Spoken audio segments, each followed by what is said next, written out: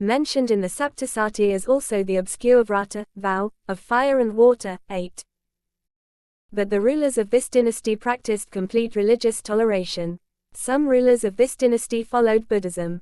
In fact, the Satavahana rule witnessed the glorious epoch of Buddhism in the Deccan. That the reigning Satavahana monarchs made donations to the Buddhist Sangha is borne out by the Nashik, Kal and Nanahat inscriptions. The Buddhist monuments at Patalkora, Kolhapur, Guntasala, Bhattipralu, Jagayapeta, Amaravati and Nagarjunakonda show that Buddhism also commanded a large following.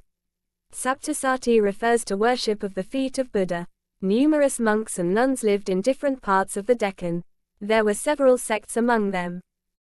The epigraphs speak of the following sects flourished in the Deccan at that time: the Bandya at Nashik and Kanhiri, the Mahasangikis at Kal, the Dharmatriyas at Sopara and Junna, the Chetakyas at Amaravati and Purvasalas and Avarasalas at Nagarjunakonda. 9. Jainism entered Karnataka much earlier than Buddhism, and the Digambara sect had become distant in Karnataka in the 1st century AD. The Digambara teacher, Kundakundakariya, was the teacher of the Satavahana princes. The existence of the Jaina antiquities in many parts of Andhra Pradesh was also noticed by Sewell. Literature. Maharashtri Prakrit seems to have been the state language under the Satavahana, replacing Pali or Andhra of the Mauryan time. The Digambara Jain scholar Kundakundakariya was a great writer in Prakrit. He wrote Jaina philosophical works like Prabhritasara, Ryanasara, Samayasara, Pravachanasara and Dwadasanyupurksha in Prakrit. A collection of stories called the Brihatkatha is Paisachi dialect was compiled by Gunadhya. The Brihatkatha is extant only in fragments quoted by later writers. The historical value of this work is differently assessed by different writers. Another important work is the Gathasaptasati by King Halla. It is an anthology of 700 erotic verses, written in the Maharashtri Prakrit and in Arya meter. The collection presents a great diversity. Some verses are frivolous, other witty, and yet others are sad and sentimental. Some breathe high philosophy while others describe love episodes of all sorts. The Lilavai, a Prakrit work, alludes to the military exploits of King Halla in the eastern Deccan. Sanskrit was becoming the national language. The stone inscriptions are composed in Prakrit and Sanskrit languages. Sanskrit words were liberally used along with Prakrit words. The grammar of the Panini was found to be too difficult to learn, and a shorter grammar, called the Kautatra, was compiled by Sarvavarman, a minister of a Satavahana king, for the benefit of the king. It was very popular not only in its day, but even today it is much in use in eastern Bengal and Kashmir. Fine arts.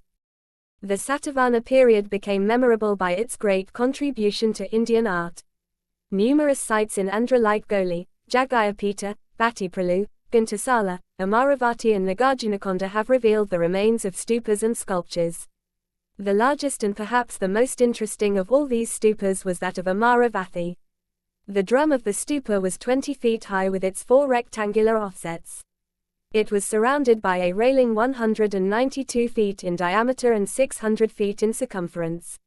It stood 13 or 14 feet high above the pavement. This concentric railing outside enclosed the Pradakshinapath of about 15 feet wide, having freestanding pillars at intervals bearing miniature stupas or similar symbols as their capitals.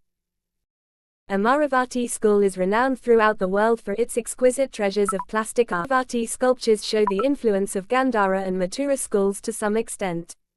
But as pointed out by Marshall, there is great originality, freedom of treatment, spontaneous exuberance in the arts of Amaravati.